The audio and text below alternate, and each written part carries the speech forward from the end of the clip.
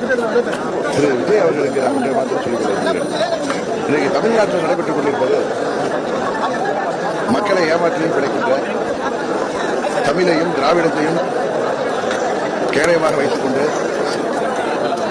India முழுவதும் பல மாநிலங்களை ஆட்சி செய்கின்ற பாஜகவை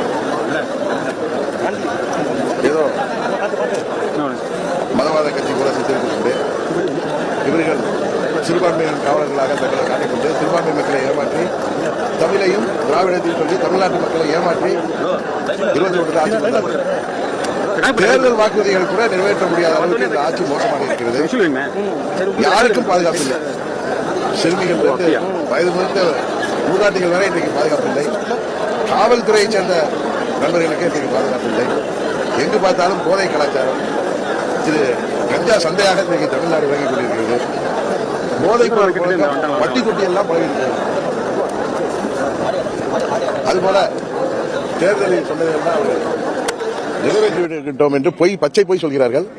பாராளுமன்ற தேர்தலில் ஏழை எளிய மக்களை பணநாயகத்தின் மூலம் அவர்கள் இந்த தேர்தலில் வெற்றி பெற்றார்கள். உறுதியாக இந்த தேர்தலில் அவர்களை தேசிய ஜனநாயக கூட்டணி, தமிழ்நாட்டில் அனைத்து இந்திய அண்ணா திராவிட முன்னேற்ற கழகத்தின் தலைமையிலான எங்கள் கூட்டணி உறுதியாக திமுகவை இந்த தேர்தலில் முடிவுக்கு கொண்டு வருவோம்.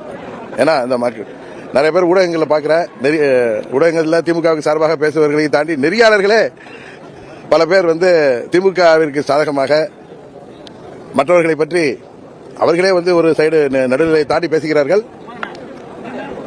அவர்கள் எண்ணமும் முறியடிக்கப்படும். ஏன்னா தமிழ்நாட்டு மக்கள் 2011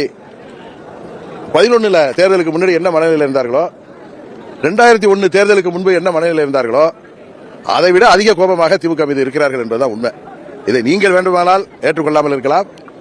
வெறும் வெற்றி விளம்பர திட்டங்கள், வெறும் வார்த்தை ஜாலங்கள், இதை வைத்துக் கொண்டு இந்த ஆட்சி மக்களின் வரிப்பலனத்தை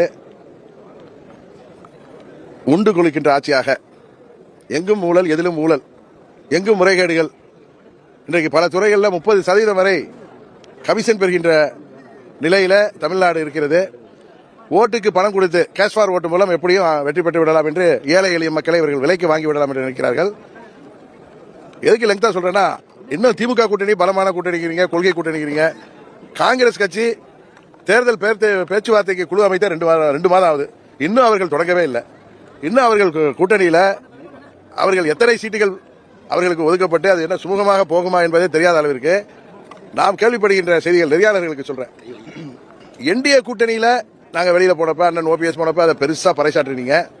மீண்டும் அதில் டாக்டர் அன்புமணி ராமதாஸ் வந்த பொழுதும் உங்களுக்கு முகத்தில் ஈயாடவில்லை.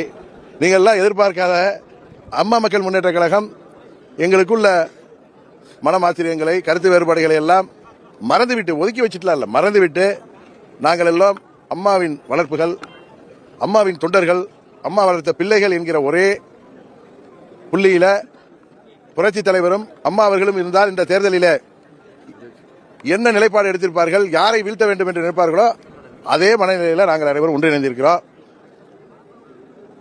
என்டிஏ கூட்டணியில் முழு மனதோடு அம்மா மக்கள் முன்னேற்ற கழகம் எந்த ஒரு அழுத்தமும் இன்றி இணைந்திருக்கிறோம். அதுபோல நாங்கள் நீங்களா 6 சீட்டு 7 சீட்டு அப்படிலாம் போடுறதெல்லாம் பொய் என்பதை எங்கள் கூட்டணி நிர்வகிக்கும். எதுக்கு இவ்வளவு லெங்தியா சொல்றேன்னா, திரு விஜய் அவர்கள் திமுக ஆட்சியை வீழ்த்தணும்னா அந்த வேலையை பார்க்கட்டும். புரட்சி தலைவர் படத்தை போட்டுக்கிறாரு, எனக்கு ரோல் மாடல்கள் புரட்சி தலைவர் அம்மா அப்படின்னு சொல்லிட்டு, அம்மாவின் ஆட்சியில அதிமுக ஆட்சி ஊழல் ஆட்சிங்கிறார், ஊழல் கட்சிங்கிறார். 21 வரை அம்மாவின் ஆட்சி அண்ணன் பழனிசாமி அவர்கள் தலைமையில் நடந்த பொழுது அதில் அமைச்சராக இருந்த போதுதான் பெரும் மதிப்பிற்குரிய அண்ணன் KA செங்கோட்டையன் மே மாதம் வரைக்கும் அமைச்சராக இருந்தது அவர் அந்த கட்சியில் இருந்தவர். ஆட்சியில் அவரை நீங்க உங்க கட்சியில சேர்த்துக்கிட்டு ஊழல் கட்சி அதிமுக என்பது சொல்வது தவறு. கொஞ்சம் வெளியில பாருங்க, சுத்தி உள்ளவங்க சொல்றதை கேட்டுக்கிட்டு நீங்க பேசாதீங்க அப்படின்னு சொன்னா கோச்சிக்கிறாரு. நான் சொல்றது, விஜய் அவர்கள் எங்களுக்கு எதிரி அல்ல, எங்களது ஒரே எதிரி திமுக தான். தீய சக்தி திமுகவை வீழ்த்த வேண்டும் என்பதுதான் புரட்சி தலைவர் அவர்கள் எங்களுக்கு சொல்லிக் கொடுத்த பாடம். அம்மா அவர்கள் எங்கள் ரத்தத்தில் ஊட்டிய வளர்த்த பாடம். அதற்காகத்தான் நாங்கள் அனைவரும் ஒன்றிணைந்திருக்கிறோம். இதுல வேற எந்தவித உள்நோக்கமும் இல்லை, எந்த அழுத்தமும் இல்லை. இன்னும் சில பேர் சொல்றீங்க, இப்ப சகோதரி கனிமொழி அவர்கள் டெல்லிக்கு போயிட்டு வந்தா அமைதியா இருக்கீங்க. நானோ அண்ணன் ஓபிஎஸ்ஓ அண்ணன் எடப்பாடி அவர்களோ டெல்லிக்கு போயிட்டு வந்தா அழுத்தங்கிறீங்க. உங்க தலைமை யாரு? டெல்லி தான் உங்க கட்சியை நிர்வகிக்கிற. அப்படி கிடையாது. அம்மாவின் தொண்டர்கள் அனைவரும் ஓர் அணியில் இணைந்து திமுகவை வீழ்த்த வேண்டும் என்கிற எங்களது கொள்கை தான் பாரதிய ஜனதா கட்சியின் கொள்கை. அந்த புள்ளியில அவங்க 21 தேர்தலில் போய் உங்களுக்கு தெரியும் என்னிடம் பேசினார்கள், எனக்காக இங்கே பேசினார்கள், மாண்புமிகு அமித்ஷா அவர்களே இங்கே வந்து பேசினார்கள். அப்பொழுது நடக்காமல் போய்விட்டது. நாங்கள் தனித்து போட்டியிட்டோம், எங்களோட தேமுதிக போட்டியிட்டது. 24 தேர்தலில் டிடிவி தினகரன் அமமுக தேசிய ஜனநாயக கூட்டணியில் எந்த ஒரு கண்டிஷன் அன்கண்டிஷனலா இணைஞ்சோம். நாங்கள் போட்டியிட கூட விரும்பவில்லை. எங்களுக்கு சட்டமன்ற பொது தேர்தல் முக்கியம். நாங்கள் ஒரு ரீஜனல் பார்ட்டி தான், வளர்ந்து வருகின்ற பார்ட்டிங்கிறப்ப நாங்கள் நிக்கலன்னு சொன்னோம். ஆனால் பாஜகவின் தலைவர்கள் தான் நீங்க 2 தொகுதியிலாவது நிக்கணும், அப்பதான் உங்க சின்னம் உங்களுக்கு 5% நிக்கணுங்கிற அடிப்படையில் நிக்க சொன்னாங்க. திமுகவை வீழ்த்த வேண்டும் என்று நாங்கள் முயற்சி செய்தோம். ஆனால் எங்களுக்குள் தான் அந்த ஒற்றுமை இல்லாததுனால நாங்கள் தோல்வி அடைந்தோம். இப்பொழுது நாங்கள் அனைவரும் எப்படி 88 பிரிவுக்கு பிறகு ஜார்ஜ் எல்லாம் இருந்த மாதிரி, அப்பொழுது ஒன்று சொல்லிக் கொள்கிறேன், அது அம்மாவின் வாக்கு வங்கியை புரட்சித் தலைவர் வாக்கு வங்கியை குறிவைத்து சில பேர் இப்பொழுது பேசிக் கொண்டிருப்பவர்களுக்கு 88 பிளவுக்கு பிறகு 89 தேர்தலில் எங்கள் வாக்கு வங்கி அப்படியே ஜே அணிக்கும் ஜா அணிக்கு தான் பிரிந்து சென்றது. அதை நீங்க 89 ரிசல்ட் எடுத்து பார்த்தா அது ஒன்று சேர்த்தாலே நாங்கள் இப்பொழுது ஆட்சிக்கு வந்திருப்போம்.